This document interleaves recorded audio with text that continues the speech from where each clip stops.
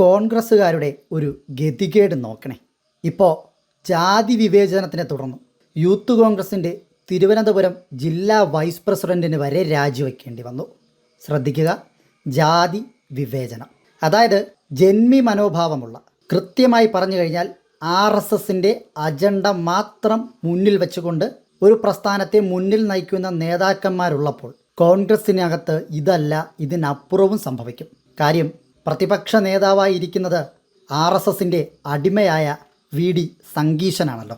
അപ്പോൾ ഇത്തരം കാര്യങ്ങളൊക്കെ സംഭവിച്ചില്ലെങ്കിൽ മാത്രമേ അതിശയമുള്ളൂ. ജാതി വിവേചനത്തിൽ മനംനൊന്ത് യൂത്ത് കോൺഗ്രസ് തിരുവനന്തപുരം ജില്ലാ വൈസ് പ്രസിഡന്റാണ് രാജിവെച്ചിരിക്കുന്നത്.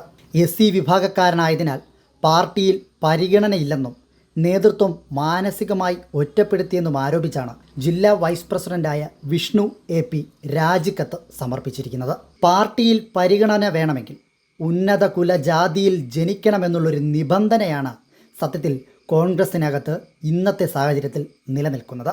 ഈ കാര്യം കൃത്യമായി തന്നെ വിഷ്ണു രാജിക്കത്തിൽ വ്യക്തമാക്കുന്നുണ്ട്. SDPI പോലുള്ള വർഗീയ ശക്തികളുടെ അടിമത്വത്തിലാണ് കോൺഗ്രസ് എന്നും കത്തിൽ കൃത്യമായ വിമർശനമുണ്ട്.